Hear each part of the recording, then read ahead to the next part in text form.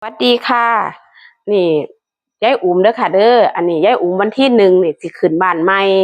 ช่วงบ่ายๆพุ่นล่ะพี่น้องช่วงบ่ายๆช่วง3 โมง4 โมงเช้าแรง4 โมงแรงโอ้ยเว้าผิดตัวนี้อัน4 โมงแรงว่าสิขึ้นบ้านใหม่อันก็ว่าอยู่ว่าเจ้าของน่ะว่าสิเอารถแห่ก็โอ้ยจะสิไปหม้องใดก็มีแต่ติดงานพี่น้องติดงานไปหาติดต่อก็ว่าแต่พุ่นล่ะอยู่ศรีสะเกษพุ่นล่ะ ว่าค่ารถมากกับบ่แม่นน้อยบาทโอ้ยจะสิได้หม่องใดพี่น้องเอ้ยกำลังหาในมักม่วนอยู่แหม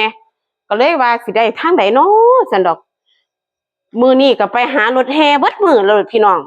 มีแต่ผู้อยู่ไกลๆมีแต่ราคาสูงๆน่ะเพิ่นบอกว่าเพิ่นติดงานเพิ่นเอาบ่เอาหลายนะเอาแค่3 ชั่วโมงเพิ่นก็ว่าโอ้ติดงานว่าซั่นว่าติดงานหม้องหนึงบ่ติดงานก็แพง ช่วงนี้มีแต่แพงๆค่ะ เขาบอกว่างานหลายก็สิได้มวนกันบ่ก็บ่รู้จักเพราะว่าก็ยังหาอยู่มื้ออื่นก็สิหาอีกเด้พี่น้องหาจนได้พุ่นล่ะคันราคาแพงหลายเฮาก็บ่ไหวเนาะพี่น้องเนาะเพราะว่าเบิ่งแล้วก็มันก็บ่ก็มักม่วนอยู่แต่ว่ามาเฮ็ดแล้วก็เสียดายเงินเสียดายเงินเฮาจ้างนะแค่3 ชั่วโมงแป๊บเดียวนึงเด้บ่โดนเด้ แล้วบัดนี้ก็ดีใจนำยายอุ๋มเด้อว่ายายอุ๋มสิขึ้นบ้านใหม่มาเด้อพี่น้องมาเที่ยวบ้านยายอุ๋มเด้อว่ายายอุ๋มนี่ตัวบ่เฮ็ดบ้านหลังนี้4 ปี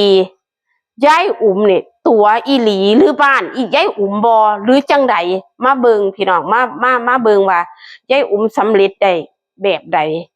ก็เป็นเงินที่ว่าเฮ็ดคลิปนำขายของนำแล้วก็เป็นคนแบบว่า รับรับงานหลายอย่าง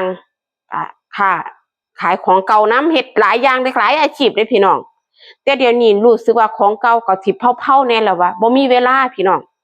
บ่มีเวลาซ้ำเซาล่ะพี่น้องซ้ำเซามาได้4-5 เดือนแล้วล่ะแต่กี้ก็ขายเฮ็ดค้าของเก่าอยู่ค้าของเก่ามามีรถก็2-3 คันขายเบิดแล้วเด้อพี่น้อง ขายเฮ็ดบ่ได้ดอกพี่น้องมันเล่นคลิปเฮาก็อยากเน้นทางคลิปหลายกว่าเพราะว่าแต่กี้รับซื้อของเก่าก็พ่อใหญ่เลาก็แบกหนักเลาก็ไปบ่ได้เลาก็เฮ็ดบ่ได้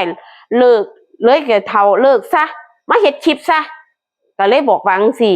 แต่กี้เลาแบกแต่เล็กแต่หยังนะบ่ไหวก็เลยให้เซาแล้วมาเฮ็ดเดินสายทางนี้พี่น้อง ก็รู้สึกว่าสำเร็จอีหลีทางนี้ก็เลยเพราะว่ามันเป็นแบบว่าทั้งมักทั้งมวนทั้งด่ากันพี่น้องทั้งเฮฮาทั้งมวนทั้งได้ได้ฝึกไปในตัวได้เป็นดาราไปในตัวพี่น้องเพราะว่ารู้สึกว่าการแสดงกับคนก็รู้จักหลายเนาะผู้นั่นก็รู้ผู้นี้ก็ฮู้ว่าเฮาน่ะซ้ำดาราพุ่นเด้พี่น้อง แต่ดาราช่องยายอุ๋มนี่แหละเพราะว่าอยากเรียนเชิญอ้ายพีที่เพิ่นอยู่ไกลๆกะเพิ่นมาแสดงความบ่ได้เอาออกไหม